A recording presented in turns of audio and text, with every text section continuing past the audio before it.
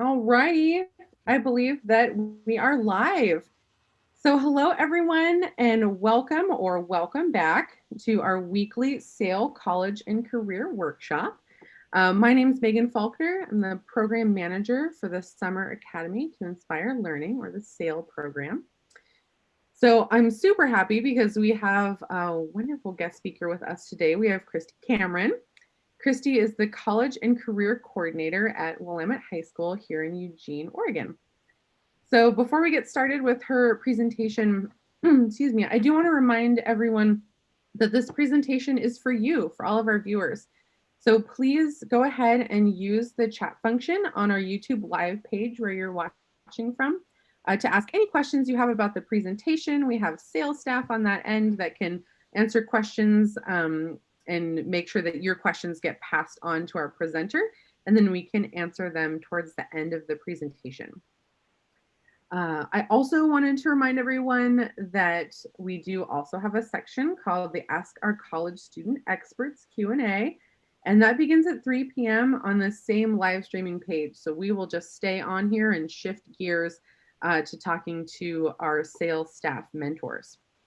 And they're all current college students, and they can answer your questions about the college process, life after high school, from their perspective as current college students who have very recently been where you are.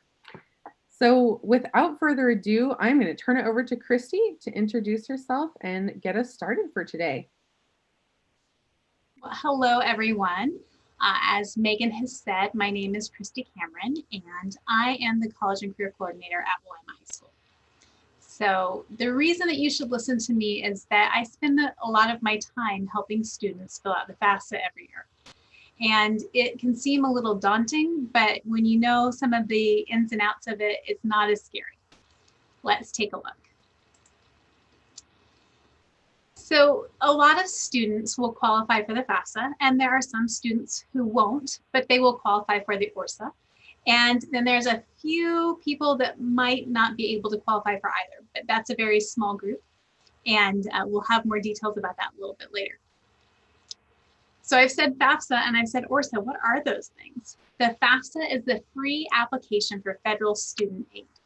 And so a majority of our students who are US citizens will qualify to fill out the FAFSA.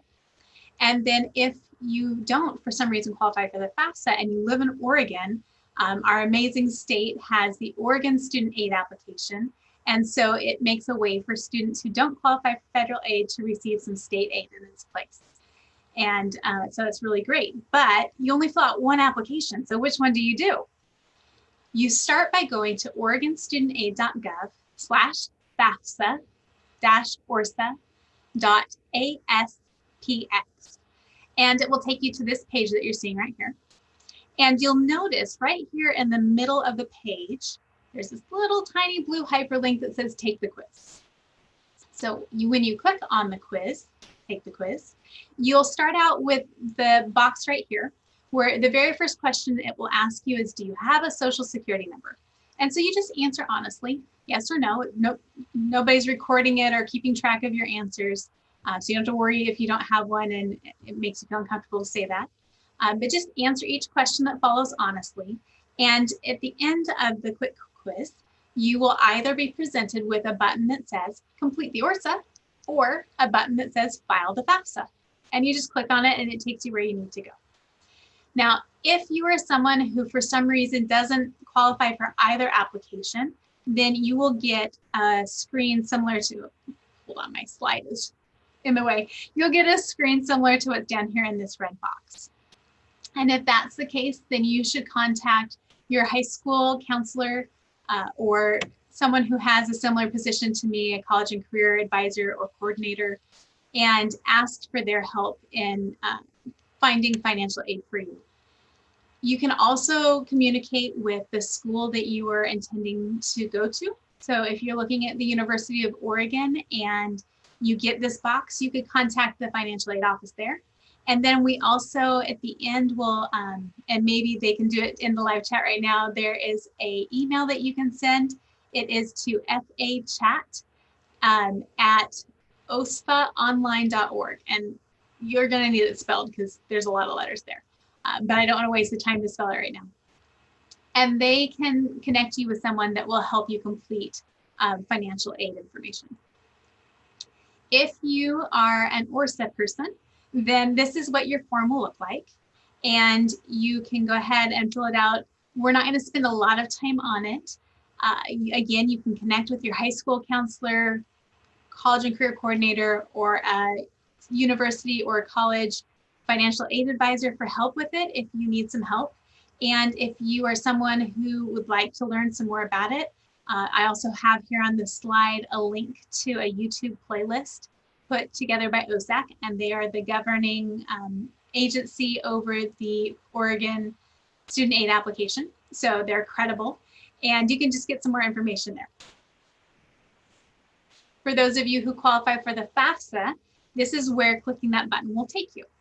So if you were a college student already and you had completed a FAFSA, you could go to this little feature here and do a renewal. We're going to assume that you're a high school student or a first-time college student. And so we're going to start here. And this is what you see when you click Start Here. We're also going to assume that you are the student. So if you're a parent watching this, we're going from the student perspective, and you can check in with me or another colleague of mine to see how to do it from the parent side. So you would click I'm the student and next. Now, some of you may have been proactive and you've already created a FSA ID, a Federal Student Aid Identification Number. And that's okay if you haven't, because they've got it right here in this hyperlink. So we'll assume that you haven't done it yet, and we'll click Create One. When you get there, you're going to create a username and a password. Now, the username feature that I love about this is that it will tell me ahead of time if the username is taken. I don't have to try and guess and try and guess and try and guess. So you'll notice in this first box that we typed Smurfette and it said the username was taken. So instead of deleting and trying another thing, all I did was add some numbers until I got this little message that said username available. Next step is to do a password, and you do need to remember that you need at least one uppercase letter, one lowercase letter, and a symbol, and it has to be a total of 8 characters or more long. Please pull out your phone, take a picture of your password and your login, record it in your notes, write it down somewhere. Do not expect that your memory is going to retain this information, because this FSA ID is with you for the rest of college and the rest of your life. Even when you have your own children that go through college, none of your school staff has access to your login. So if you lose it, I can't help you. They can't help you. You're going to have to call the 1-800 number yourself and talk to someone you don't know to ask for the reset. And most of my students hate that. So please write it down. All right. And so I do have a question about where people get tripped up on the form, and we will cover that as we go through. If so once you complete the login part, you will have some profile information to fill out. You'll notice that it's the name and the birth date, and then your social security number.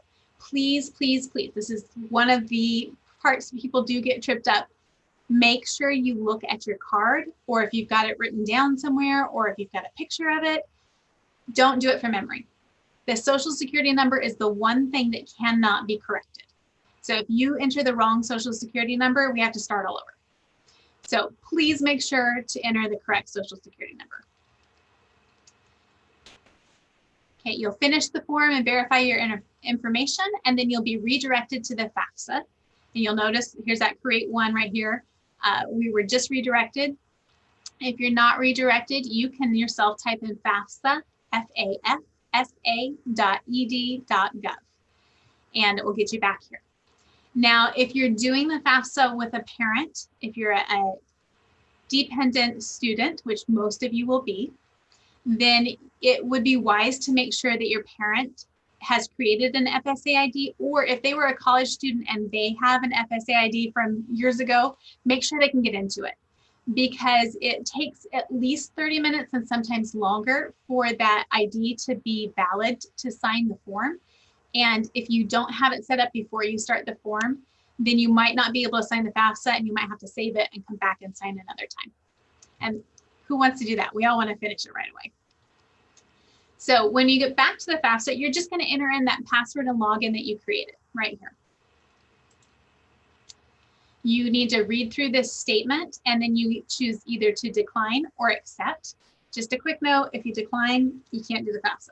So you're going to have to read it and make sure that you can accept the terms.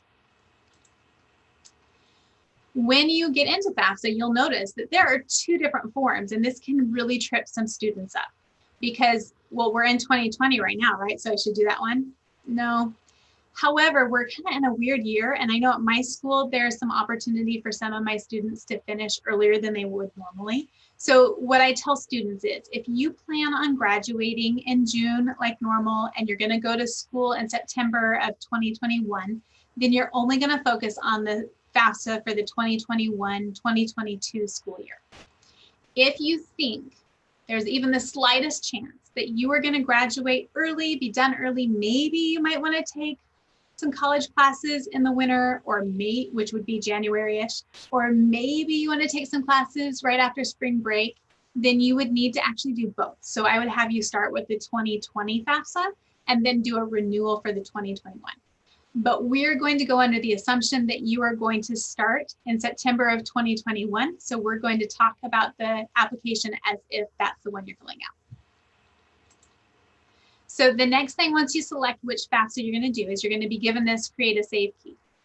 And it's just a spot, it's kind of like a bookmark password. So you can put anything you want in here. There's no real guidelines. It has to be at least 4 characters long. And I think it limits it at like 6 or 8 characters. So it can't be really long. It does need to be different than your FSA ID login password. And don't lose it, because if you don't finish the FAFSA and have to come back, you might have to restart it if you've lost this and reset the save key. All right. Then once you just create your save key and you've written it down and stored it along with all the other information, you'll get this page. This is the frequently asked question page. And usually when I'm helping my students, I tell them to just skip over it because I'm right there and I can answer any of the questions. But if you're doing it on your own and you're curious, you can go ahead and click on any of these drop-down lists and get some information. And once you're done, you can click next. Also, anytime you sign back in, you're greeted with this information. So it's something you can come back to if you need to. When you get into your student demographic information, you're going to notice that a lot of the information was transferred when you did the FSA ID application. So the first couple pages, you're just going to look at and verify that the information is correct. You might have a blank entry field or 2, and you can fill those in if you want. I don't believe any of them are required that are blank, but it's up to you. I have a super common name, so I tend to, if I give them the option, always put in my middle initial. And I think that might be one of the things that is not included. Although I do remember seeing out the FSA ID. So moving on, what you will need to enter in, and please only enter these in if they are accurate for you. But typically you will say, yes, I am a citizen. I'm going to be earning a high school diploma. There is a GED option if that fits you. Most high school students will never have attended college before. Even if you've done some college now or some dual credit where like you study at the high school with a high school teacher and then you can register for college credit through a community college, that doesn't count as being in college because you're doing it as a high school student. However, if you took classes at the community college through the community college and paid for it and that kind of thing, then those would count as attending college. The next part is what degree you're going to work towards. And you might not know. So just, do what you think you might do and dream big. You're going to either pick your first bachelor's degree or an associate degree. Bachelor is what we call a 4-year degree, and an associate degree is typically a 2-year degree located at our community colleges.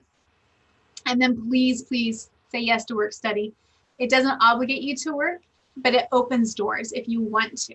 And even if you already have a job, you can also get a job at the campus and it goes towards your tuition and fees. So it's a great opportunity. Those jobs tend to be flexible. Don't close the door on an opportunity that you might want later on. So go ahead and say yes to work study. Your next one will ask if you are male or female, and you do need to go with your birth gender.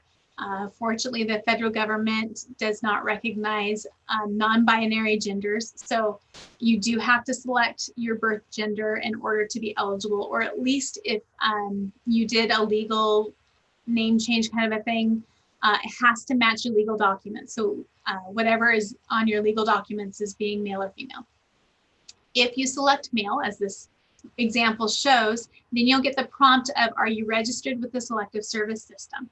So legally, males must register with Selective Service once they reach the age of 18. And you will not be eligible for financial aid after you turn 18 if you're not registered. So you do not have to have FAFSA register you, but it's one thing where they can do it for you and you don't have to worry about it. For me, I tend to be forgetful, and if somebody's going to do it for me, I might go for it. The next page, and actually, I think I skipped a slide here. So before you get to the college selection, you're going to enter information about your high school. So you're going to put in your high school name, city, and state, and then you're going to need to click the word search. And then it will pull up a list of school names, and then you have to select the school that you attend. Once you do that, you'll go to a page that allows you to search for colleges. And you can input any college that you are interested in attending, up to 10. So don't just put random ones in there, put the ones that you're really considering. You can always go back and change them if at the beginning of senior year, you're like, oh, I really want to go to these ones. And then over the course of time, you're like, oh, but I'm done with looking at this school. I'd like to consider this school. So you can actually remove, add, adjust however you need to. Once you select the schools that you're interested in attending, you'll get this page, and you have to select the housing. So you have three options. You have live with parents, on campus, or off campus. And the suggestion to you is to go ahead and say you're going to be on campus whether you're going to or not.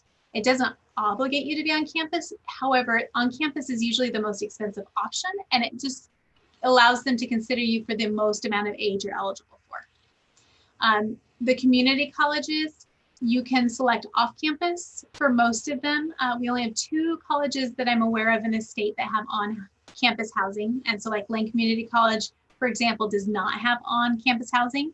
Even though the FAFSA doesn't know that, it's still an option on FAFSA. You should select off campus or live with a parent. You will also be asked some questions that seem a little weird, because the FAFSA is intended for people of all ages, not just high school students. And so there's going to be some life type questions on here that might not apply to you yet. And you're like, why are they asking this of me? I'm only 17 or 18. Just go ahead and answer them honestly. This first question, what is your marital status as of today? Even if you're in a relationship and you've been in a relationship for 2 or 3 years, you are not legally married. So please go ahead and just say single. It doesn't say anything about your relationship. It's just your legal marital status. And then this one here is talking about dependents. So if you are a student who has a child already, then you would indicate, yes, you have children. If you have yourself or your partner is expecting a child, you would put yes if your child was expected before June of 2022. Most of my students will select no. And then the next question is about dependents. And a dependent is somebody that you pay for more than 50% of what they need to live. So a lot of times that looks like housing and food and water and electrical and those kinds of things. So most of my students will not have dependents. There's a couple of really amazing students that have stepped up to help the family that might qualify for that, but most of them are going to say no to both of these questions. All right, so in order to move on into the form, we've reached the point where we've entered in all the information about the student. We're entering the parent phase. And the things that you're going to need to know about your parent are their marital status currently, the month and year of their marriage or divorce, if that applies to them. If your parent is single, you don't need to know that information. Their social security numbers, their correct birthdays. Some of my students don't always know their parents' birthday. So if you don't know, ask your parents, don't guess. If it doesn't match their FSA ID, you're not going any further. And you also need to know the length of time your parents have lived in Oregon. If you have lived in any part of Oregon for less than, well, I shouldn't say any part. If the entire time that you've lived in Oregon has been less than 5 years. So even if, say my student lives in Eugene and they haven't been in Eugene for 5 years, but they came from the Portland area, that still counts. We just need to know how long you've been in Oregon. So here is the biggest question. Who is my FAFSA parent? This is a really tricky one. It's really hard for parents to wrap their brains around because it has nothing to do with divorce settlements, who has custody, those kinds of things, a little bit with who has custody, but it doesn't have to do with any parental agreements of who's paying for college. It literally is just who you live with more than 50% of the time. Also, what's really tricky is if your parent that you live with more than 50% of the time is remarried, then you also have to claim your step-parent's income. If your parents live together, or if your parent and your parent's partner live together but aren't married, you're only reporting your parent's income. And if you are a student who is not living with your parents, those are some special circumstances, and you need to communicate with either your school or your college, or if you are aware of a McKinney-Vento liaison, that's another person who can help you with this process. And it is not difficult for students without parents to complete the application. If they meet certain standards, that can be taken care of. If they don't meet certain standards and they can't enter the parents' information, there are some occasions where the student will not receive financial aid. So if you have access to your parents' information, please go ahead and use it so that you are eligible for aid. When you get to this page is a little confusing to some of the students because it's got these grayed out boxes, and the rest of the form you've been able to interact and change any of the boxes. These grayed out boxes are based on information you've already entered, and you can't change it unless you go back in the previous form and change some answers. So the first box indicates how many parents you live with. So this example has 2 parents. The next box indicates yourself, and it's always going to be one and blanked out because you wouldn't be doing the form if you weren't being considered. The third box you'll notice is white and it has a dash in it. This one doesn't want your siblings' names. It just wants the number of siblings who live with your parent that you're reporting on FAFSA, also more than 50% of the time. So if you've got some step siblings that spend 75% of their time with their other parent, you wouldn't put them on the form. But if you've got, your family unit has stayed together and you've got both parents and you've got a couple siblings, then you'll go ahead and put that number in the box. The other white entry area is for any other people that are living with your family that your parents are responsible for more than 50% of their support. So that might look like a grandparent, might look like an aunt and uncle. It could look like another high school student that your family has taken in. That can be listed here. Only if they spend more than 50% of their, let me rephrase that. Only if your parents support that person more than 50% of what they need to live. And so if you have someone living with you that's paying rent and buying their own food and chipping in for water and electric, that person wouldn't go on this form. So then the 4 boxes combine to equal this number here, and that should relatively be close to the number of people that live in your house. Now, if your parents are supporting everybody living in the house, it should be the total number of people living at your house at this time.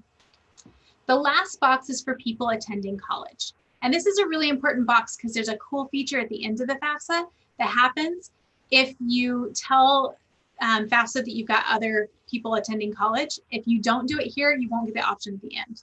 And I'm not saying do it if you don't have people there, but if you do, make sure you add them. So if you've got an older sibling in college, say it's me and my older brother, I would put 2 here. Even if it was like maybe unsure that he was going to go, but if he's going to file a FAFSA, I would put 2 here. If I've got a couple of siblings in college and me, then I would put the total number of siblings plus myself in this box. If it's just me, it's going to be 1. So the lowest this box is going to be is 1. this is where we enter into your parents' financial information. So when we're completing the FAFSA for 2021, we're using the 2019 taxes. It's called the previous year. So hopefully everyone has filed their 2019 taxes. There might be some people who've filed extensions and haven't quite got there yet, and that's okay. But you need to have those completed in order to finish the FAFSA. And so we've assumed that this family has completed, so we've selected already completed. The other two options are not going to file. So maybe your family doesn't make an income that's considered taxable. And so you would put not going to file. And then the other one is going to file. So I have taxes that I need to take care of. I haven't done it yet. I'm going to do it. So those are the three options. And then the second box is for the type of tax return your parents filed. I would encourage you to look specifically at the tax documents. It's in the upper left-hand corner, just to make sure. We pretty much only have the one form. It's the IRS 1040. There are two other options. There are the IRS 1040 NR and the IRS 1040 NREZ. Those would apply to people maybe in Puerto Rico or some of the other territories of US. And then there's also a foreign tax return. So make sure that you check before you say for sure. And then the filing status is another important thing. There's about 6 or 7 different options. Look at the taxes and select the thing that's on the taxes exactly, because if it doesn't match, it can affect the tool that we're going to talk about in just a little bit. So based on your answers to the information for your parents on that previous page, you'll get one of these two messages.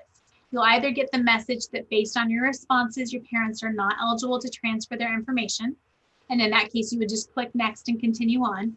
Or you're going to get the option to connect to the IRS Retrieval Tool. And this is really amazing. It really shortens the amount of time that you have to spend in the form, and it also protects you. So if you get the option, use it. I would highly encourage it. So if you click that option of, I'd like to use the Retrieval Tool, you're going to get this message. And it's going to say, I just want to let you know you're leaving the FAFSA site. And it's okay. You'll go right back to it when you're done. And then again, you're going to get another message when you click that. Just they're really wanting to make sure you know you're not going to be on the FAFSA site for a moment. If you do select to transfer the information from the IRS, not only does it make it quicker, your student won't see, or you won't see your parents' information. Instead of values, it'll say transferred from the IRS. So for those parents who really don't want their student to know how much they make, that's a great way to do this. And if you are selected for verification, which is normal, a certain amount of people are selected for verification, then you won't have to verify any of the tax information that you transfer from the IRS. You're also less likely to be selected for verification because a lot of the information they try to verify is that IRS information. Once you're done with the IRS Retrieval Tool, or if you weren't able to do it, this would be the next spot you would see. If you transferred from the IRS, these bottom 4 boxes will say transferred from the IRS and you don't have to worry about them. So the first box is combat pay or special combat pay. And this is kind of a specialized box. It typically refers to people who are in military service and who are receiving pay for an extra hazardous duty that they're doing. And so you would know if you're receiving this income, or your parents would at least, and you should report it there. The next box is student college grant and scholarship aid, and that is referring to your parents as college students. So if they're in college and they're currently receiving scholarship income that needed to be put on their taxes, this is where they would report that. And then these other 4, if you have to fill them out individually, give you a specific line to look at on your taxes. So you just locate that on the taxes and fill it in there if you didn't use the Retrieval Tool. Then you'll get these next couple of pages. So the first one asks about child support your parents paid. So if your parents are separated and one has to pay child support, you would only be talking about the parent who's helping you fill out the FAFSA. Also cooperative education program earnings and federal work study and other federal my box here is in the way.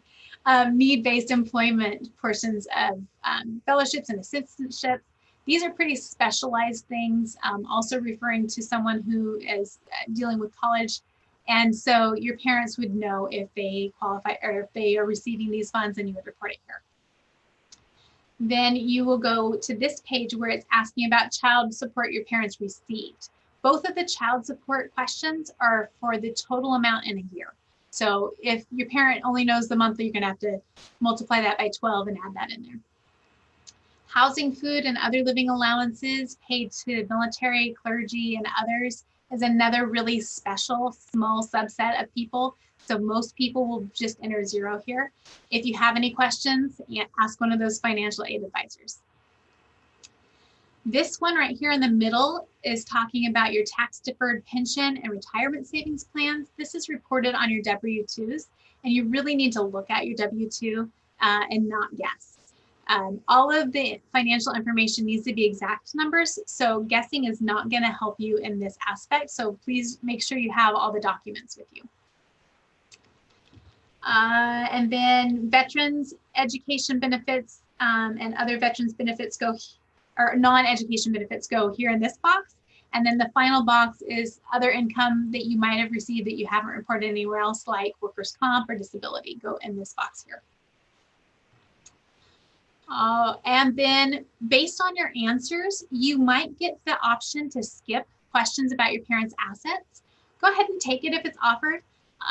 What that's telling you is that they're not, even if you enter information about assets, they're not going to consider it for your financial aid award or information. I shouldn't say award. They're not going to consider it for your financial aid information. And so you don't need to spend time giving them information they're not going to use.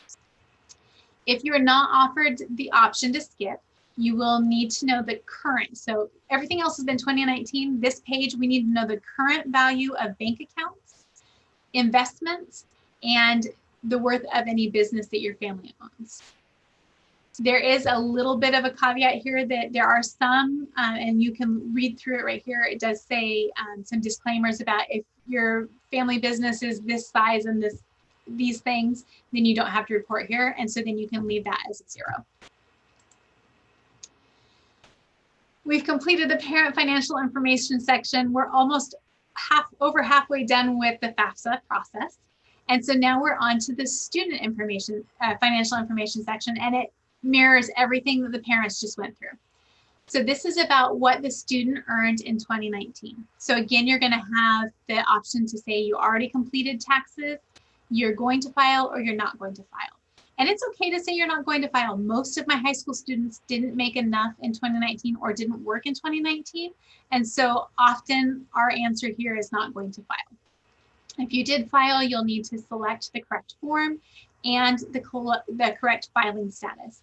And then you also get to use the IRS Retrieval Tool, which shortens your amount of work. And so then you would click this link to IRS and retrieve your data just the same as your parents did. What I didn't mention on the parent page for the Retrieval Tool is that when you go into it, it's going to have a form already filled out. Really, the only thing you have to fill into the form is the address. Please type it exactly as it appears on the taxes. If it's not exact, then it won't retrieve your data. So if you lived on Echo Hollow Street and you typed on the taxes, it said ST, but in the IRS Retrieval Tool, you typed street all the way out, it's not going to match them. Silly, I know, but you need to make sure it's exactly the way it looks on the taxes. If you didn't file taxes, you're going to say not going to file, and then it's going to ask all those other questions that the parents had as well. And just read through it, make sure that it's zeros, but most of my students who didn't work have zeros in most of those columns. Again, if you're not sure, check in with a financial aid advisor or your college and career coordinator at your school. Even your school counselors usually have training and know how to help you fill out the FAFSA. When you finish all the financial information, you are so close, we're almost done. You get this screen and it asks, are you a preparer? And most of my students don't know what that means. Well, a preparer is someone you pay to either help you or to complete the FAFSA for you. Please don't do that. It's free. You have access. You've got this information on how to do it. You have access to people like me, whether at your school or at your college. And even if you don't have either of those, there's a group of financial aid advisors in Oregon that you can email, and we'll put that in the chat, that you can email and they will help you. So please don't pay anybody to do the FAFSA for you. So you're going to say no, hopefully, that you're not a preparer. And then you're going to be greeted with this long document that has all of the answers that you entered previously. So it's your job to review the information and make sure there's no inaccuracies. This is your last chance to make sure that you didn't put anything in wrong or flip some numbers. So first you're going to see student demographics and school selection. Then you're going to see your dependency status, parents financials. And you'll notice on this one that there are actually numbers in for the parent. I can see that, you know, the parents combined made 120,000. This indicates that it's somebody who had to input the information by hand and didn't use the retrieval tool. If I used the retrieval tool, it literally would say transferred from the IRS on a lot of these spots. And then when you finally get, there's the student financial, you finally get down to the bottom, you have a couple choices. You can go previous if you found something that you're like, oh, I shouldn't have done that, or oh, I flipped some numbers, or oh, I have dad's social but mom's initial. You can click previous, and then on the top, I'm going to go back. See up here on the top, all these check marks, they're actually like bookmarks for those sections. So you don't have to go back page by page, just click on the bookmark that goes to the section you need to change. And then when it's time to go back, it might have the pencil or it might have a little clock symbol, and you can just click right back here and it will take you back to where you need to go. Oh, I went ahead and not back. Oops, that's okay. So you're gonna, if everything's correct, you're gonna click the next button, and then we're gonna get to this page. This is what you'll see. So you'll see that the student needs to provide a signature and the parent needs to provide a signature.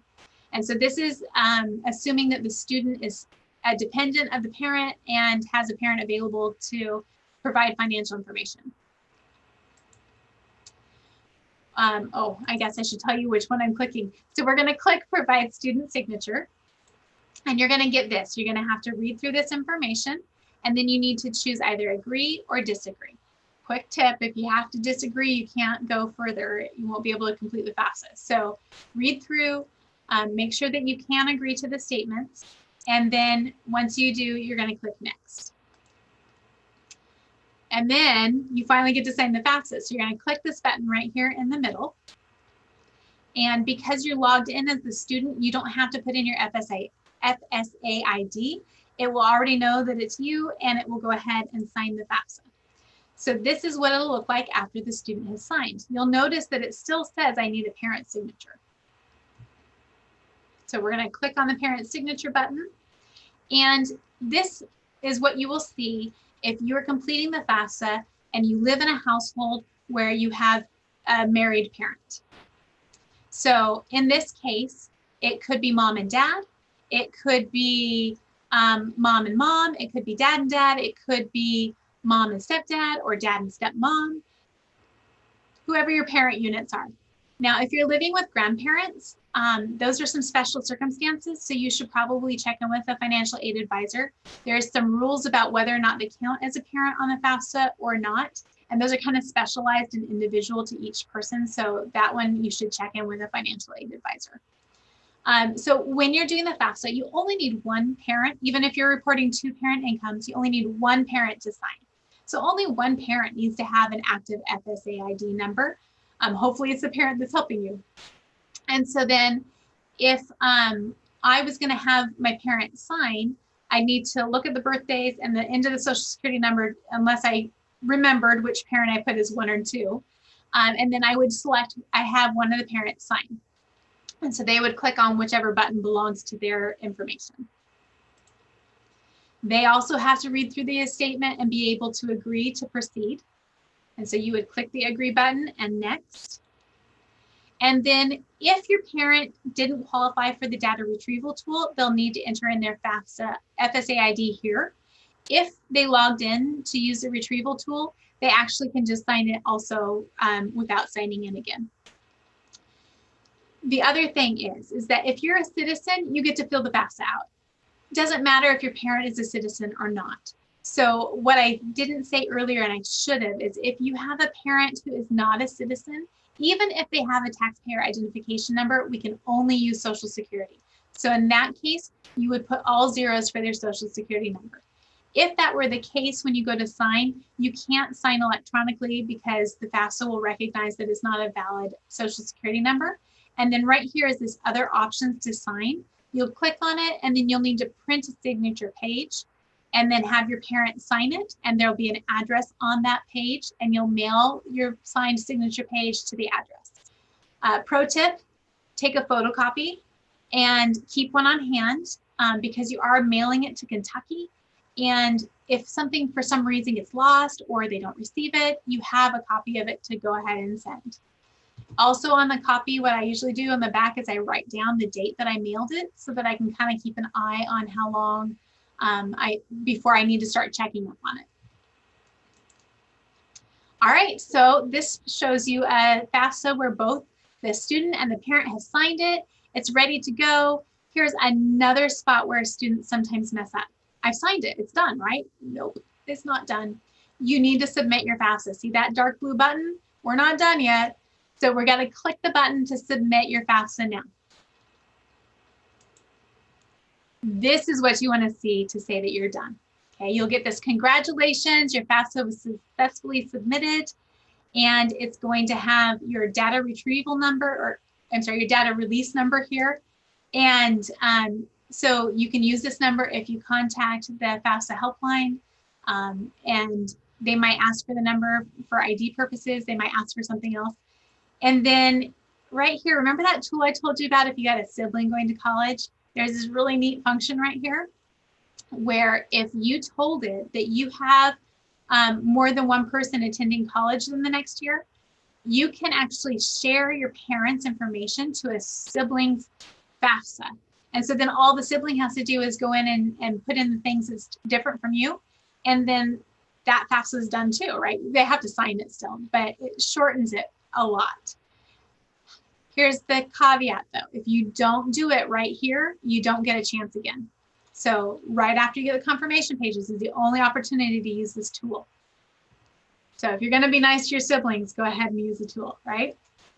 The other thing on this page that is of note is that you will automatically right away get your expected family contribution number. So you'll notice here that this one says $2,592. You can get as low as $0 if you're a family that's low income and you can qualify for a $0 family contribution. And I've also seen this number be much higher.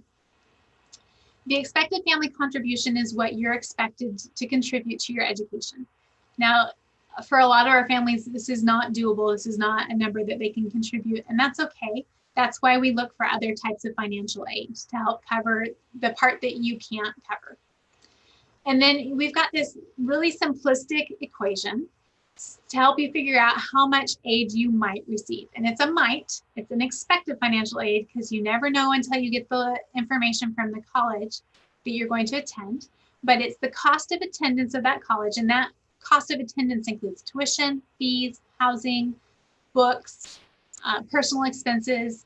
So it's this really big number, and then you subtract your expected family contribution, and then you're left with a number of how much aid you should expect to be able to receive.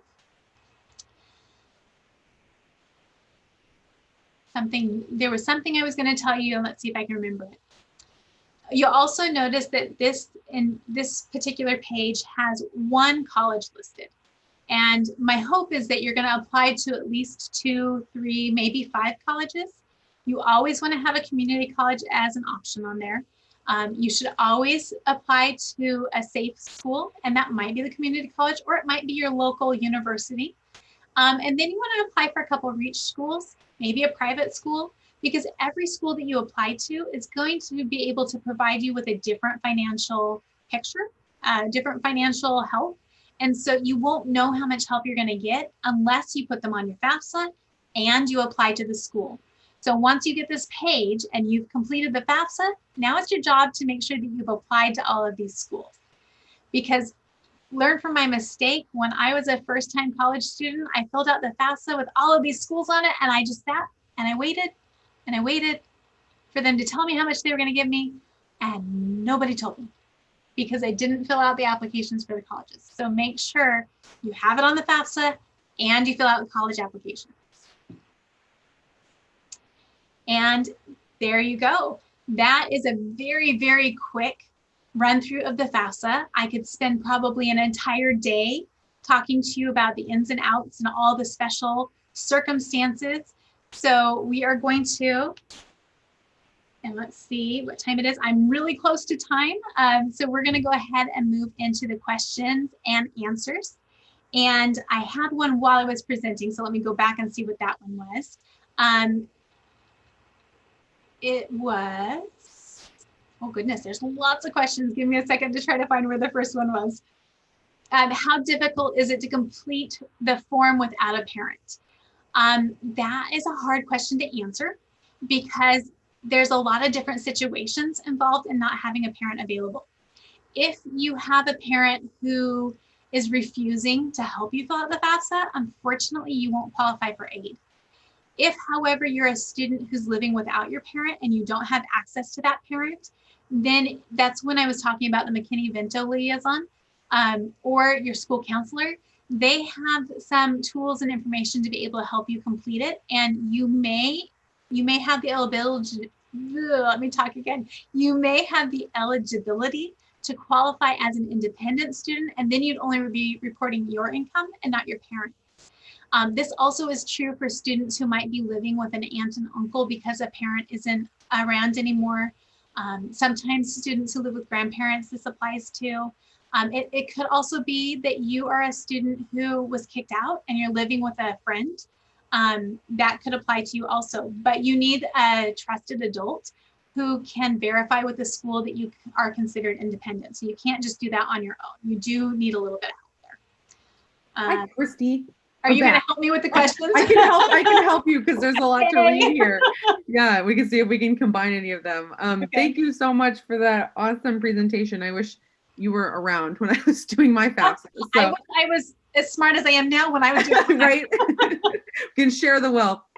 So I know that you, as you were going through your presentation, it was awesome because you pointed out a couple spots that were a little bit tricky.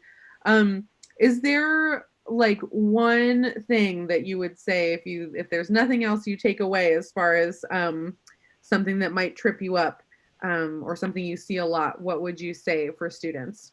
I think the two biggest is submit that FAFSA. We sign it and we think we're done. And that's intuitive, right? Like I signed it, I'm done. I don't need to do anything else. You've got to hit submit the FAFSA button or it doesn't, it just sits there. And there's a time limit. I forget.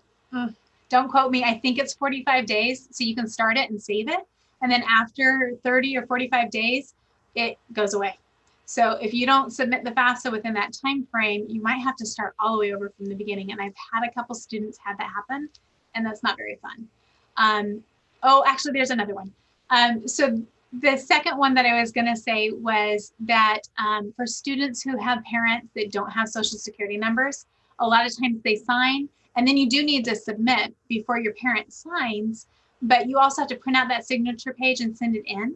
And if you don't do that part, then you'll get an error and your FAFSA doesn't count until you correct that and provide a parent signature. And then the third one, let's see if I can remember it. It was submitting the FAFSA, the parent signature, applying for the correct year. So this year is a little tricky and we might have students who do need to do both the 2020 and the 2021 FAFSAs. But sometimes when my students try to do it before they ask for help with me, they'll fill out the one for the current college school year and not the one for the future one after they graduate. And so they'll be really frustrated because they're like, I finished it, I submitted it. And I'm like, yeah, you did, but you still need to do the other one. So those are the three biggest that I have. That's awesome. I think kind of talking about deadlines and what years to do, we have a question here that says the college I'm applying to doesn't have a FAFSA deadline until the spring. Do I really have to do it right now? Yes.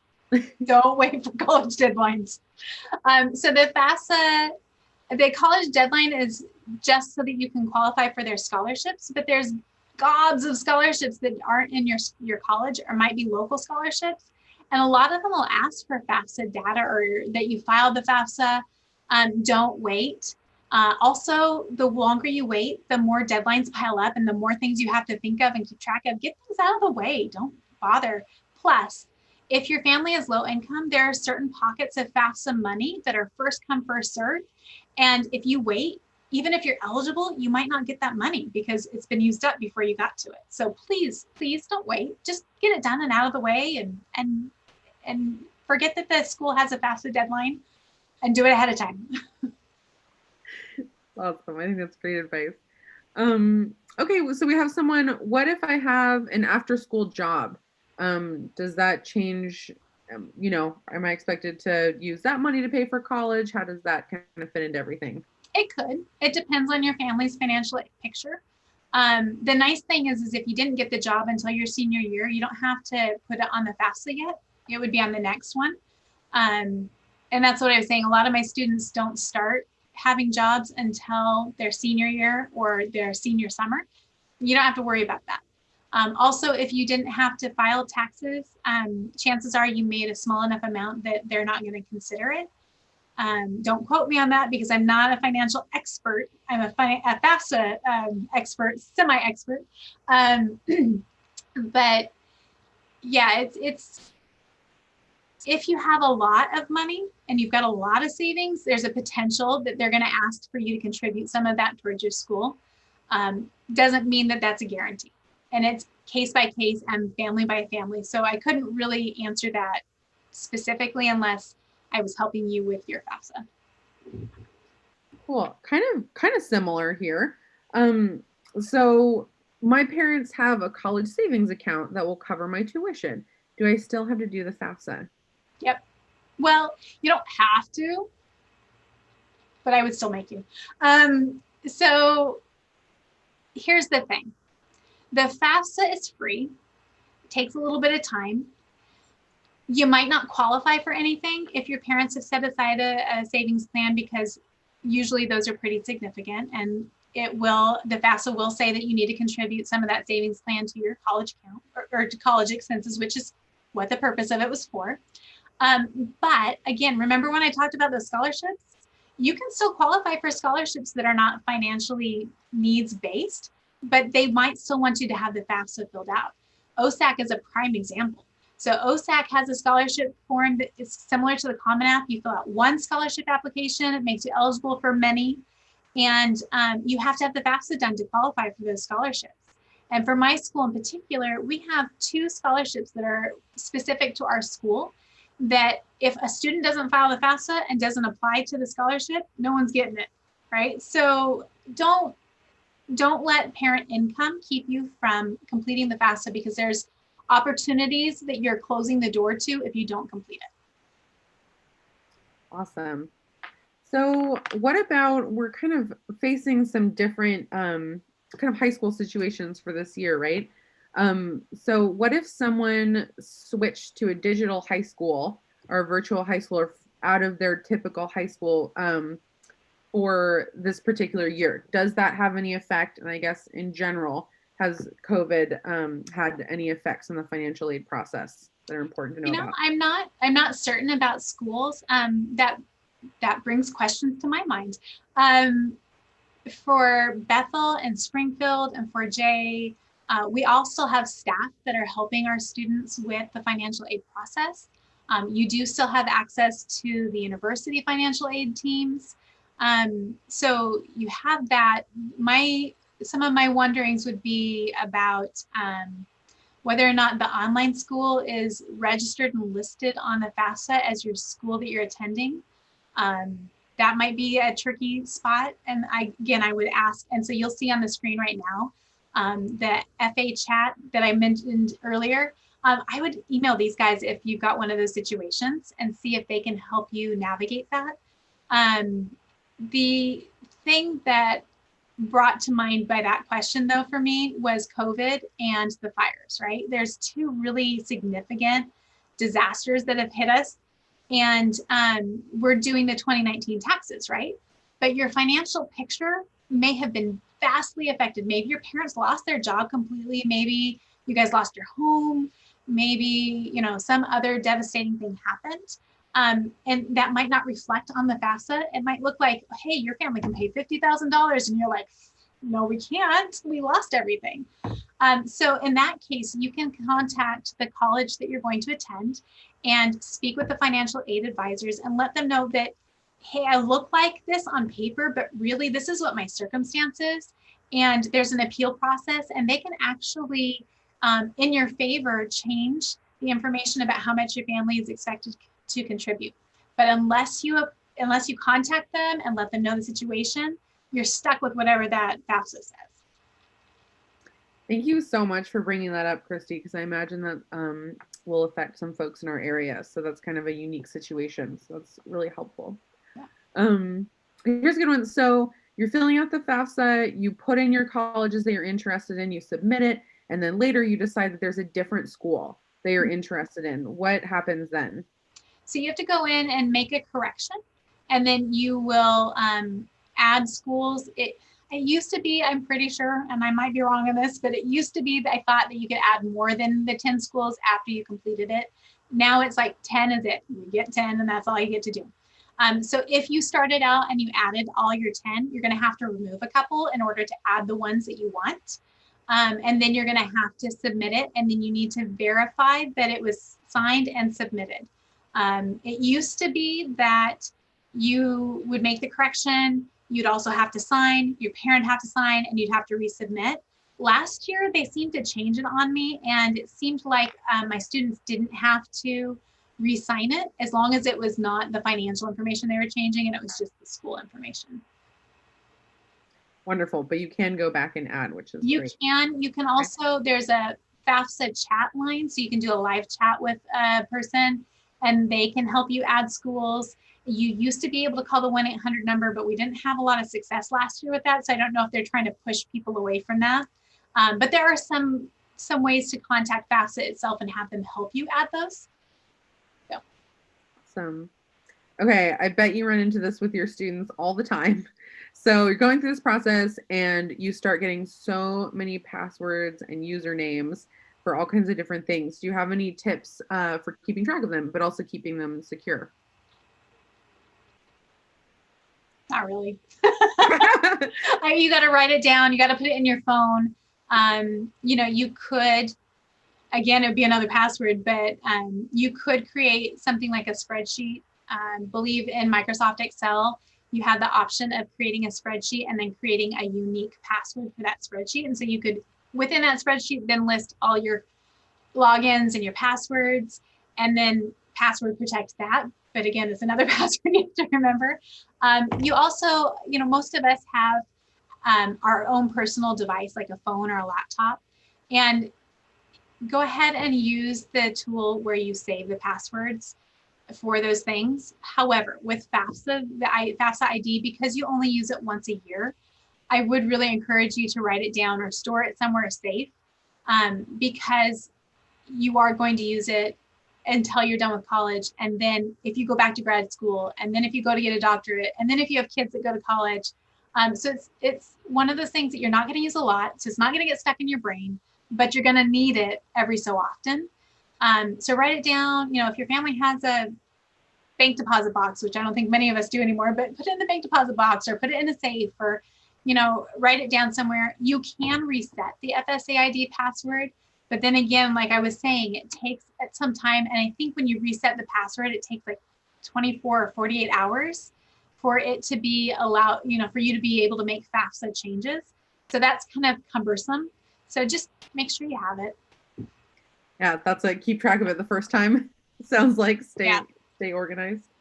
Wonderful. Well, Christy, we cannot thank you enough for coming and chatting with us and just sharing all of your wisdom, and also sharing some additional resources that people can connect with. So that's fabulous. But anyway, thank you so much. Thank you. Hopefully we'll see you soon, and I hope you have a wonderful rest of your day. Thank you very much. Yeah, you're welcome to pop off this meeting. And then for those of you who are still watching and you're going to hang out and watch our college student panel, we'll give our college students a minute or two to join, and then we will get into some your questions for them. Just give everyone just a minute to get back on here.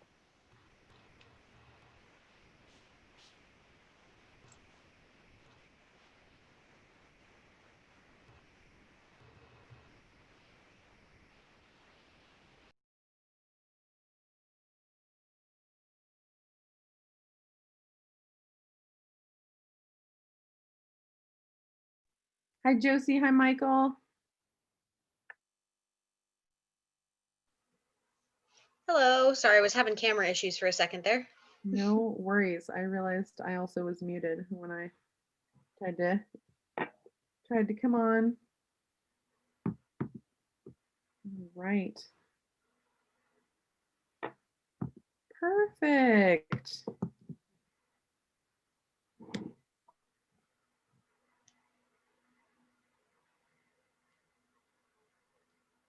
Some angels here. All right. I think that's our crew. Hi, Angel. Welcome back. Hi, Michael. Hey, everyone. All right. Thanks for all your help behind the scenes during Christi's presentation. That was awesome. So kind of wanted to go with the financial aid theme here.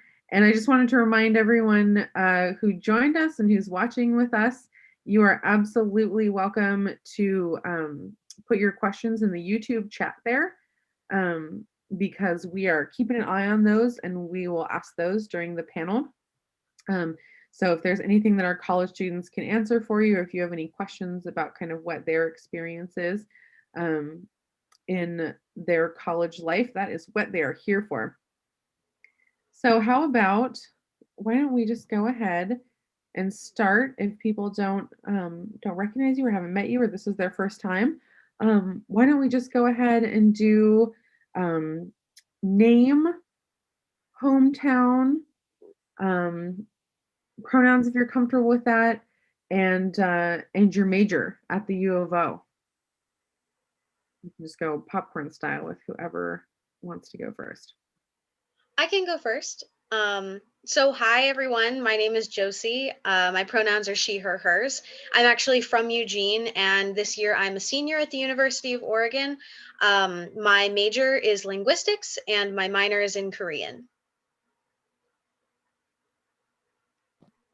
Hi, my name's Michael.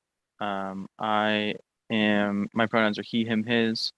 I'm originally from Springfield, Oregon, and my major is physics. Hey everyone, my name is Angel. I am a second year here at the U of O. My pronouns are he, him, his. My major right now is Family and Human Services, and my hometown is Albany, Oregon.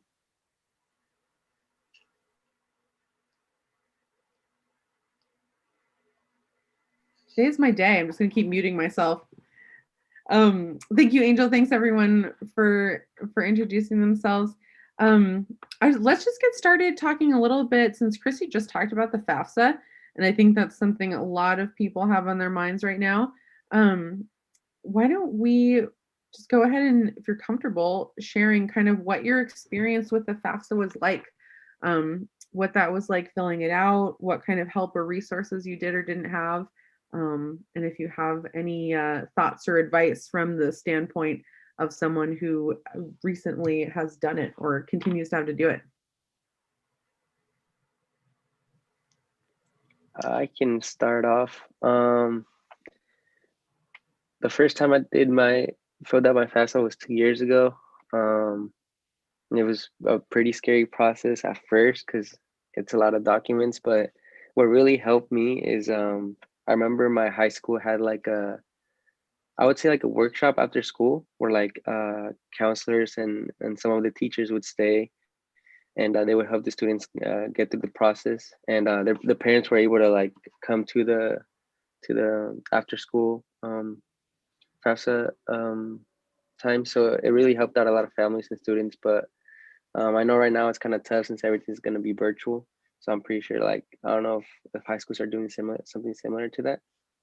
But yeah, my case was pretty unique. So I didn't really need my parents to fill out the side of FAFSA, so that kind of shortened it up. But yeah, I really depended on my high school counselors, and it was really up to me to like kind of like tell them that I needed help. You know, I've never done it before, so I think taking the initial step of letting them know that you need help is a huge part, and you shouldn't have to feel ashamed for asking for help, because that's what they're getting paid to do. They're getting paid to help you out, so never be afraid to ask for help. I can go next. So the first time that I filled out the FAFSA was 3 years ago at this point. So quite a while ago.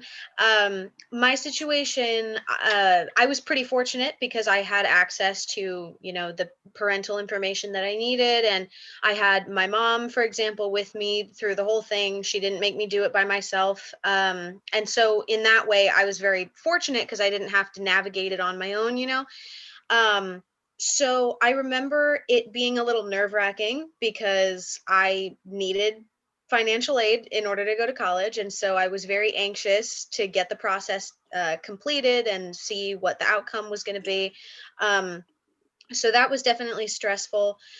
But I think a big piece of advice I would give to anyone who, whether or not you have, parental help, or, if you're on your own, because everyone's situation is different, please definitely utilize the resources that your high school has, because most, if not all, high schools have some sort of a college and career center. I know my high school did. There are people there to help you answer your questions, like walk you through the process if you need it. Don't, even when it gets really stressful, don't be quick to just say, okay, well, maybe I'm just not going to do it. It's too much. I don't know how to do it. I don't know where to start. There are resources everywhere, and it's really important and helpful that you get this done. So that would be my biggest piece of advice, I think. I mean, the only thing I could say is that I agree with both of them. I didn't use any of those resources. I mean, my parents didn't like have any desire to help me with FAFSA or anything like that. But I didn't use my high school counselor or the career center or anything like that either. And I just tried to like Google my way through the whole thing. And I ended up running into a lot of problems because of that, honestly. And I really wish that I had used those resources. So yeah, I would just, again, recommend, I mean, stuff like this. This is a resource, and it's great that you're all here. Thanks, everyone. That was awesome. Hey, I know talking about money and scholarships and stuff can be a really tricky topic. So I encourage everyone to share what you're comfortable with, or what you think might be helpful for folks. But I really think our students would love to hear about kind of your experience with scholarships, or generally kind of what paying for college has looked like for you, and maybe what they can expect. And obviously all of you go to the U of O, but maybe we can start there and kind of see what gaps we can fill in for students as far as just what that looks like. I can start off. So Oh no, go ahead, Josie. I'll let you know. okay, I'll Yeah, be go ahead. quick. Because I really, what allowed me to go to college was the Pathway Oregon scholarship.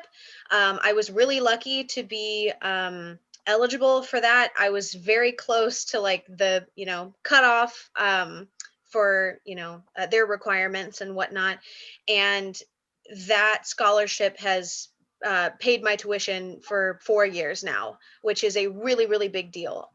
There were things about it that I wish I had known. Like, for example, I didn't know that you had to renew it every year, basically. So if something changes and you're no longer eligible, you lose the scholarship. Luckily, that has not happened to me. But little things like that sometimes aren't always advertised with certain scholarships. And so paying attention to those details, I think, is a really big deal, because if you don't, something like that can sneak up on you. But I mean, as far as I know, the Pathway Scholarship is a pretty unique scholarship, but I know that there are others like it. So really just, you know, contact the different colleges that you're interested in going to. Look around your community for, you know, any programs in your community that offer scholarships. I've gotten a scholarship from a volunteer opportunity that I took part in through middle school and high school for years. There are opportunities everywhere. And even though it's a process and sometimes all of the applications can be really time consuming, in the end, if you can get that financial aid, that can really be, you know, a determining factor for a lot of people on whether or not you can go to college. So, you know, keep your head up, stay above water, you can do it. For sure, for sure. Just like Josie, I think the Pathway Scholarship was a big factor on to why I actually came to U of O.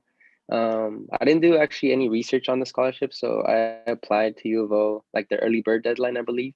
And then shortly after, they emailed me saying I'm a Pathway recipient. And then I did some research after getting that email, and I saw that they cover all your tuition, so that was a huge help. But what I didn't know was that that scholarship doesn't cover for the dorms. So as a first year student, like I wanted to go to the dorms, but then I realized that I have to find different ways to pay for it. And I'm scared of like taking out loans, you know, I don't want to go into debt that early. And I think what really helped me was in my career center, there was like they would always give out scholarships. Like it would be like like they would give you the deadlines for scholarships during that month. And what I started doing my like the end of my junior year and actually beginning of my senior year was I got my calendar on my phone and just like wrote down like deadlines for scholarships and like um just kind of made like little reminders to like, okay, apply for this one, which deadline's coming up first, so that way I can take care of that scholarship. And I think the first scholarship I applied to, like I was denied, so that was kind of like a bummer. But you know, like I just realized like, oh, it's okay. Like it only really took me like 30 minutes to fill out the entire application and then the essay. So I'm like, okay, like that was 30 minutes. It wasn't that much. Like if I would have gotten the scholarship, it would have been like $1,000 scholarship for like 30 minutes of your time.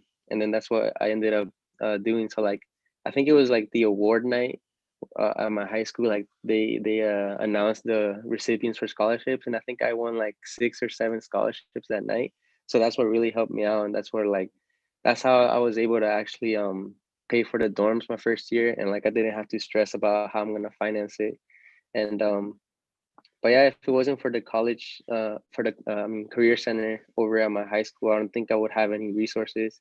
And I think I find it pretty great how I receive so much support towards scholarships that now like my one of my main jobs for sale is to like post a scholarship every Friday, so that way like students like my age or younger, I mean yeah, obviously younger in high school, that way they have access to the scholarships, because like I didn't really have anyone to like give me a scholarship every Friday, but I still had like the career center who had those like deadlines posted, so it's kind of similar. So I'm pretty proud of that. And yeah, I think like one of the biggest advice tips that I got from like one of my counselors was when you like fill out a scholarship and they ask for like a 500 word um like an essay about a certain topic, like try to make that topic as personal as you can to yourself and try to stand out the most, like however you can. I know it can be hard, but you know you gotta, like they're looking at who knows how many, more than 100 applicants, so you have to really stand out. And if there's like a part, like a stage in your life where you really overcame a struggle or a challenge, you really, it's important, I think it's important for you to highlight that if possible, so that way they know that despite all the challenges and all the burdens you face throughout your life, you're still here and you're still making it through high school, and you still want to go to college. So I think that's an important thing to highlight. And yeah, just also kind of make really strong relationships with either your teachers at the high school or even your counselors, so that way they can write you letters of recommendations, because that's going to be huge. Like I remember the U of O asked for a couple of those, a couple of scholarship asked for some letters. And the good thing is, like once you get like 2 or 3, you're able to reuse them for different scholarships. So I think that's a good connection to make during high school.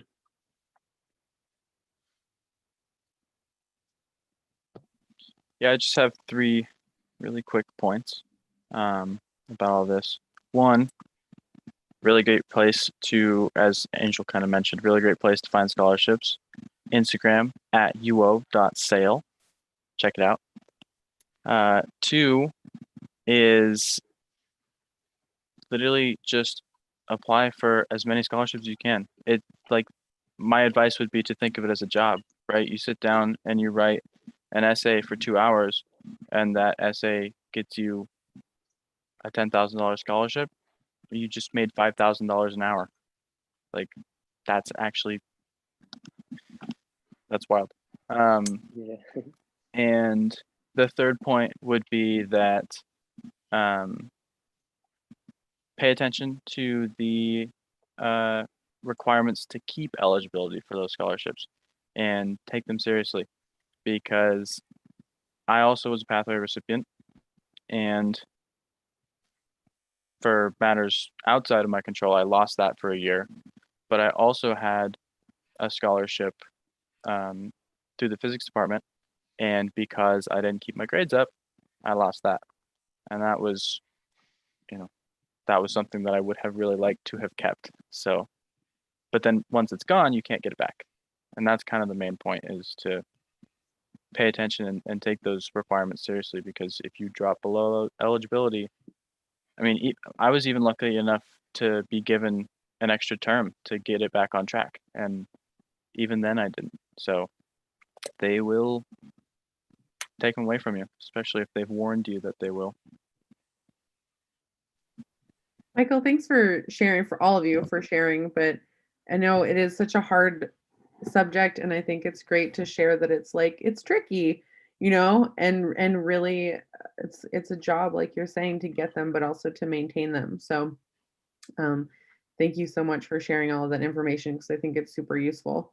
I did want to also, I know Pathway is like a really exciting scholarship for so many reasons, and a lot of students ask us all the time all about Pathway. So I did want to actually just share the screen from the source here, from the U of O, so we could talk a little bit about what exactly it looks like to be awarded the scholarship. So Josie, so there's a couple bullet points here. Josie, do you want to touch on these, since I know you kind of started talking about them? Not to put you on the spot here, but but I know you're very familiar with the scholarship. So you want to talk to us about what the qualifications are? Yeah, I can try to talk through some of these. I mean, I do not claim to be an expert, so if anyone else here, knows about something that I missed, please feel free to jump in. So yeah, in order to be eligible for this scholarship, these are the criteria that you're seeing. These are the criteria that you have to meet in order to be applicable. As for applying, the application technically doesn't exist. If you file for your FAFSA and you apply and are accepted to the University of Oregon, they look at all of these details and they will automatically decide whether or not you are eligible for this scholarship. And if you are, they will award it to you immediately. So it's very exciting. You don't have to write any crazy essays or, submit any references or anything like that, letters of recommendation. So yeah, as you can see, the selection criteria, you have to have Oregon residency. You have to have graduated from an Oregon high school sometime in the last 2 years. You are being admitted to the University of Oregon as a first-time freshman. Your high school GPA was equivalent to a 3.4 on a 4.0 scale, and you're eligible for the federal Pell Grant. And that last one is something that you find out, if I'm correct, when you file the FAFSA, because it tells you at the end. It'll tell you if you're eligible. So again, if you are and you've already been accepted, or you're hoping to be accepted to the University of Oregon, it's automatic and they decide it for you. So it's a really simple scholarship application wise. It's not really high maintenance or anything. But just making sure that you do meet those criteria is really important. Thank you, Josie. Yeah, I think we have a very neat little connection back here to the FAFSA, right? So Couple things are super important with the FAFSA. Josie just pointed out that you have to be eligible for the federal Pell Grant. And the way you know that is if you do the FAFSA or the ORSAA. Also, it's a requirement to have done the FAFSA or the ORSAA by February 15th. So that might be earlier than some other deadlines that you were thinking. But as Christy mentioned, just get it out of the way. Then you won't have to worry about these things. So that's a pretty big part, is having that form filled out for this scholarship and for many other scholarships. So also, this is, you can find this webpage on the U of O website. You can just Google Pathway Oregon U of O, and then it gives you a lot of other information too. So it talks a little bit about there's frequently asked questions and kind of goes more into depth, and even has sort of your checklist so that you can continue to stay on track, track your eligibility, and just make sure that you can maintain that scholarship. So some tools for you there, and also any financial aid officer at the U of O, or if you reach out to SAIL, we're always happy to kind of give you some more information there. But I didn't want to spend a little extra time on Pathway because we always get questions about it. Gosh, where do we go next? I think I was thinking a little bit about when we're talking about grades and staying organized and what classes do you take and all of those things. There are resources on campus, and I would love to hear what resources or organizations you've gotten involved with on campus that have been helpful in this whole process. And they can be financial aid related or not, but any supports that you've found.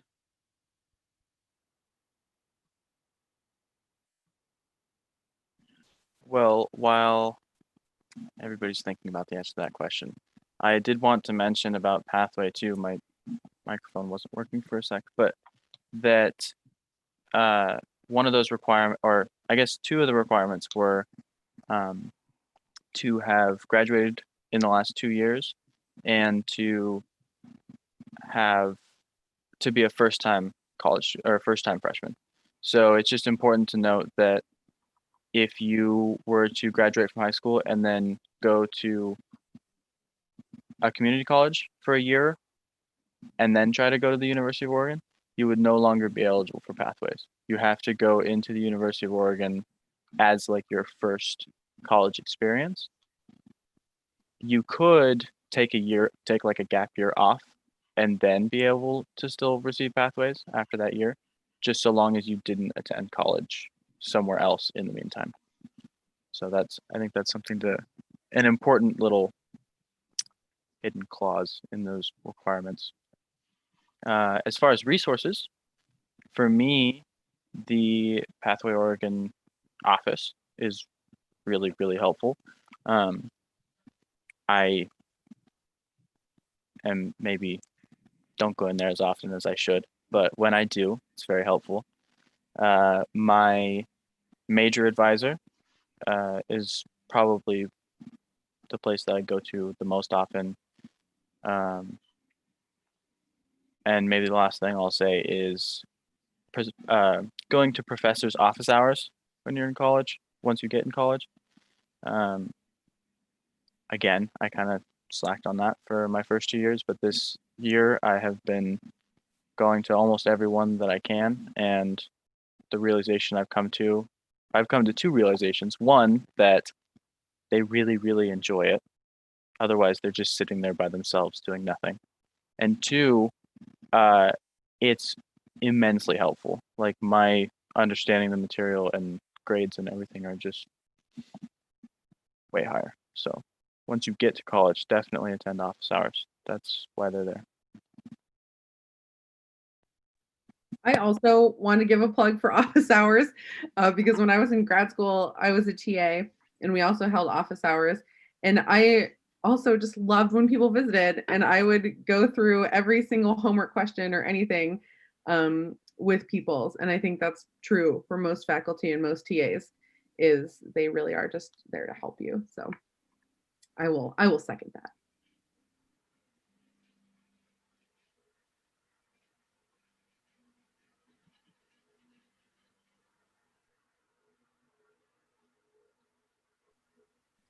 Angel or Josie, do you have happy places on campus that have I was helped going to wait you? and see if Angel had something to share Yeah. because I think he himself. Yeah, I do, but there's like lawnmowers outside. I don't know if you guys can hear them. I got the headphones, so I just didn't want to like put that noise in there. So is the noise good or like, all right, okay. Yeah, so before I like we leave kind of pathway, not leave, but move on to a different topic. I think one of the requirements too is also like meet with a pathway advisor at least once a term, and I think that also like that really helps the student out because obviously as first generation, you don't really you're like in a new environment, so having the advisor to guide you through is very important. And I've grown close to my pathway advisor. I go to Chia her a lot and visit her, and yeah, she's got to know me personally, and she's actually a human major, so that's kind of how I even figured it out because I didn't even know that was a major until she brought it up. But also I've also heard, I think PSU is doing like supporting state universities doing like a similar scholarship program, like a pathway. I don't know what they call it, but I remember hearing something about that. So I know that there's more universities developing programs like that. So that's pretty neat. And for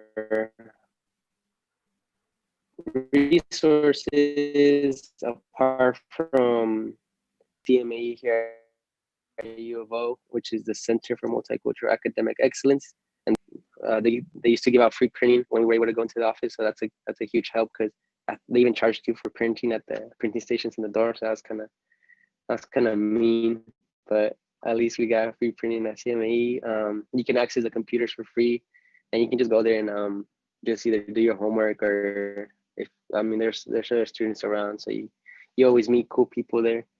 And then well, I got involved in Mecha here at U of O last year, and at first the main reason was because I heard they were giving out free food. So who doesn't like going to get free food? But apart from that, that's a student organization that has like the similar cultural background as I do. So it's like we connect at a deeper level and we understand each other. And the majority of us, we are all first generation low income college students. So we're all kind of like navigating through the same journey. So it's nice to build this kind of relationship. So we help each other out.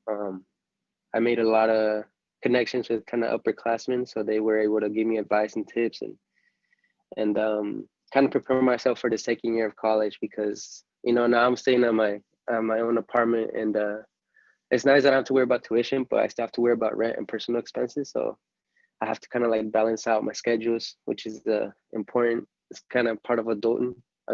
So you're gonna have students are gonna have to deal with that. It comes with this. It's a responsibilities, but you get to enjoy it at times. Like I got a really nice view in my room, so I can't complain. I had like the sun shining right in my eyes. So I had to close the blinds for a bit. Um, uh, let's see, another student organization, the Latinx Male Alliance and Allies, which is like mostly Latinx males coming together and kind of just like sharing their journeys through college. A lot of them like they started this organization about three years ago, I think, their first year here. And the first person that we have as the interviewer, the filmed interview, Angel Dorantes, he's the academic advisor for that organization. So that's kind of how I'm connected to them. And it was kind of sad to see them graduate. I mean, and I didn't get to graduate in person, but like I didn't get to know them that for that long. But I'm happy that they were able to get through their college experience, and it's inspiring to see older students who are kind of in the same shoes, achieve similar goals that you have planned out too. So that kind of gives you motivation, and you either learn from their mistakes or you learn from their accomplishments as well. I mean, you learn from both. So it's just you taking a lot of information from that. So I think that's what's really helped me out. Another thing, I mean, I like playing soccer. So when the fields were open and when it was safe, I remember we would go and play, and then we like, I think what I really enjoyed was like you can just play like pickup games with complete strangers, and then by the end of the game, you guys kind of have like, you guys are kind of building like a friendship, and then like they might ask for your Instagram or Snapchat to be like, hey, you know, like if I want to come like play soccer next week, you know, I'll hit you up and we can hit up the fields, and like, you know, there's stuff like that. Like you start to get to know more people around campus, so you get you're finding people that enjoy doing similar things that you enjoy doing, and I think that's huge because that builds more bridges around as you keep growing. Well, thanks, Angel. I am just so inspired by how well you did your first year and into your second year. I feel like you really took a lot of advantage of all the awesome stuff that's on campus. So you're a great example. Christy Cameron just sent me a little note about PSU that you mentioned, similar programs. So it's called 4-year Finish Free. And it sounds like they have a GPA requirement that's 3.2. And they also have a similar program for transfers where you have to have a 2.5 GPA. And that's also a Pell eligible situation. So you need to be Pell eligible. But I think if you're interested in PSU, you can totally look that up. And that's super cool that they have a similar program, which is awesome. We do, I want to have time for a student question that just popped up for us. They're wondering, is anyone dual enrolled or know someone who is? Do you have any advice on that? Which I'm thinking is the dual, if any of you did dual enrollment while you were in high school with college credits and were able to come into the U of O with college credits, if you have any thoughts on that. I know you did, Michael, but maybe the Josie and Angel, you did too. So thoughts on that?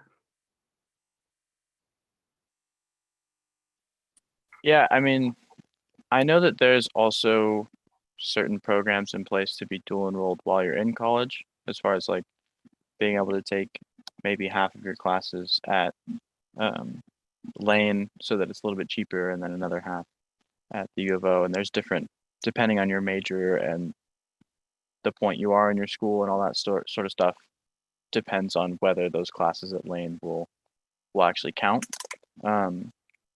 But I would say that, yeah, being dual enrolled in high school, where you're getting those college credits for example, I went to Springfield High School, and so we were able to take College Now classes where we got Lane Community College credit. And so each year of college at the University of Oregon, you're expected to get about 45 credits. And I came into the U of O with, I think, 54. So my first term, and something that one of the biggest things that helps is that you get registration priority based on your academic or your class standing. So because I had 54 credits already, I was able to register for my classes before maybe like some of my friends who didn't have that opportunity to get those credits. And also, for example, and I'm sure there's plenty of examples of this, for my physics major, you have to take a year's worth of some other kind of science. And because I had taken College Now chemistry in high school, I had already completed that requirement because I had already gotten a full year's worth of chemistry credits that were transferred over to the University of Oregon. And so I didn't have to take that here at all. So it's just, I mean, it's just free money, really. If you're able to take those classes, that's just credit that you're getting at the U of O that you're not having to pay for. Yeah, that's awesome. I think we still have Christy on, and Christy, I know, has some more experience too, talking about dual enrollment from sort of an advisor standpoint. So Christy, if you're able to share a little bit about what that looks like, that would be awesome. Hello again. I thought I got the mute, but I didn't. So if you're talking about dual enrollment in regards to being enrolled in a community college and a university at the same time, then there are some things to know. my biggest thing is please talk to the university and let them know your plan, because it can cost you more money being dual enrolled if you don't do it the right way. It can be a great cost saving if you do it appropriately. So one of the things to consider is if you're doing it because you want to take advantage of those Oregon Promise dollars, you have to make sure that the community college is your home school on FAFSA. If it's not the home school, then you won't be eligible for the Oregon Promise, and you possibly might not be eligible for some of the university scholarships. The university, I just spoke to our advisor from UO, and he said that all of the admissions reps are trained for basic dual enrollment counseling, but they do have one specialized person. He also has several other hats, so that's why the admissions advisors share the role. But sometimes you can transfer straight in with a 2-year degree and it's great. Other times you might only do maybe 2 or 4 terms and you've reached the limit of what you can transfer into your program. So that's why you really need to talk to the university ahead of time and map out a plan so that you're not wasting money or time. Because if you do 2 years, but you can only transfer in 1 year, then in a sense, you're doing 5 years of college for those 4 years because you didn't plan out and map out the classes. Thank you, Christy. That was a new one. That was a new one for me. I haven't heard a ton about that, so that's a cool option. Josie or Angel, did you have anything that you wanted to add if either you did something similar with a dual enrollment while at the U of O, or if you took any sort of college now classes or any high school classes while you were in high school that might be helpful for current students? Yeah, I remember my senior year. I think I was planning on taking like 2 college courses at LBCC, so Lynn Bend Community College, that was in Albany, and I ended up dropping them because it just wouldn't work out with my work schedule. But I know if for a fact, like if I would have taken those classes, I wouldn't have to take like because I think that was for like arts and letters that are required here at U of O. So I would have came in like with a little bit of advantage. And apparently, I think I still did because I don't know what other classes, but I know AP English for sure gave me college credit. So when I was talking to my advisor, my pathway advisor, I think spring term of last spring term, like I was worried how I needed to have my 12 credits required for the pathway, and then like how I'm gonna balance my work schedule with that. And so she told me that apparently I came into college with a couple credits in. So basically I had a pretty good standing, and I was able to take like the minimum that was required for me, so 12 credits this term. So that way I wouldn't fall off track, but I can still manage to be on my school schedule, my work schedule, and have everything figured out. But now I have to I need to probably make have a meeting with her to see if it's the same thing for next term, or I have to take more credits to stay on track. But yeah, I think the one thing I would definitely look into college credit courses, because it's gonna give you an advantage when you come to college. You're already gonna have credits to your name, and that means you're gonna either take fewer classes, or you have the flexibility to take classes that are like interest you, like let's say like yoga or meditation, or a hip hop class, or a music composition class. One that isn't necessarily related to your major, but something that you find really passionate about, and you find really interesting, because I think that's like kind of like the beauty of college too. Like there's so many topics that you can take a class about. I think there's astrology, so you can learn about the stars and the sun and the moon. Another really interesting one for me is like philosophy. Like I would want to take like a class in that, or like if you want to take like another language, like Italian.